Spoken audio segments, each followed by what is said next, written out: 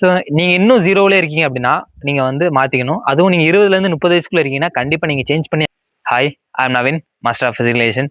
So இன்னைக்கு பார்க்க போற கண்டென்ட் வந்து உங்க பாடி வந்து ஒரு முக்கியமான ஒரு பார்ட்ட பத்தி தான் பேச போறோம். ஸோ உங்க ஹார்ட், உங்களோட மசில பத்தி இன்னைக்கு ஒரு கான்செப்ட் இருக்க போகுது. ஸோ நீங்க இன்னும் 0ல இருக்கீங்க அப்படின்னா, நீங்க வந்து மாத்திக்கணும். அதுவும் நீங்க 20லேருந்து 30 வயசுக்குள்ள இருக்கீங்கன்னா, கண்டிப்பா நீங்க சேஞ்ச் பண்ணி ஆகணும். அதாவது டெய்லி ஒரு 30 நிமிஷம் உங்க கார்டியோக்காக நீங்க ஒர்க் பண்ணியே ஆகணும் உங்களோட டே டு டே லைஃப்ல வந்து.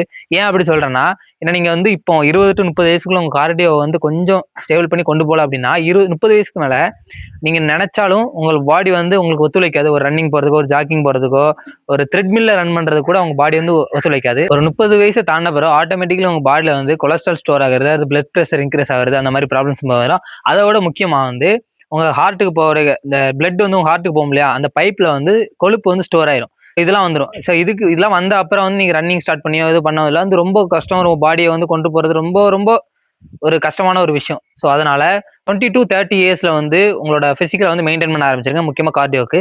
ரெண்டாவது வந்து உங்களோட மசில், அதாவது இப்பவுமே, அதாவது நீங்க இன்னும் ஸ்டார்ட் பண்ணல, இதுலயும் நீங்க 0ல தான் இருக்கீங்க அப்படின்னா, இந்த 20 to 30 இயர்ஸ்க்குள்ள உங்களோட மசிலை ட்ரெயின் பண்றதுக்கான exercises, weight training, body weight training ஏதாச்சும் ஒன்று பண்ண ஆரம்பிச்சிருங்க. ஸோ ஏன் அப்படி சொல்றேன்னா, ஏன்னா 30 இயர்ஸ்க்கு மேல நீங்க வந்து உங்களோட மசிலை வந்து ட்ரெயின் பண்ணணும்னு நினைச்சு அடுத்து நீங்க ஜிம்முக்கோ எங்கேயும் போனீங்கன்னா அது வந்து சப்போர்ட் ஆகாது. ஏன்னா மசில் வந்து எக்ஸ்பீரி ஆயிரும். உங்க மசில் வந்து அந்த கேப்பபிலிட்டி இருக்காது. அதனாலதான். ஸோ இப்பவுமே உங்களை மசில் வந்து ட்ரெயின் பண்ணி வச்சுட்டு ஒரு வீக்லி ஒன் ஆர் 2 டேஸ் மட்டும் போனீங்களா கூட, அதாவது போக முடியவே இல்லை அப்படிங்கிறவங்க வந்து 1 ஆர் 2 டேஸ் போய் ட்ரெயின் பண்ணி மற்ற days own body work out ஏதாட்டு பண்ணிட்டு இருந்தீங்கன்னா கூட உங்க மசில் வந்து ட்ரெயின் ஆயிரும். ஸோ அதுக்காக தான் உங்க மசிலை வந்து நல்லா பாதுகாத்து வச்சுக்கோங்க. ஏன்னா வயசான அப்புறம் வந்து ஒண்ணுமே பண்ண முடியாது.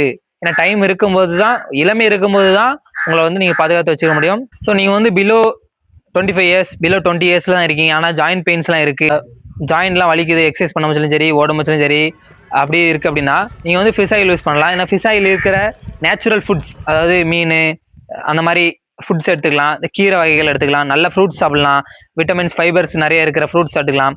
அப்படி இல்லைன்னா ஒமேகா 3 ஃபிஷ் ஆயில் வந்து கன்சியூம் பண்ணிக்கலாம். ஸோ நீங்க வந்து ஃபிஷ் ஆயில் வேணும் அப்படின்னு நினைச்சீங்கன்னா ஃபிஷ் ஆயில் அப்படின்னு கமெண்ட் பண்ணுங்க. நான் வந்து இந்த ஒமேகா 3யோட லிங்க் வந்து நான் உங்களை டிஎம்க்கு சென்ட் பண்றேன். தேங்க்ஸ் ஃபார் வாட்சிங். பாய்.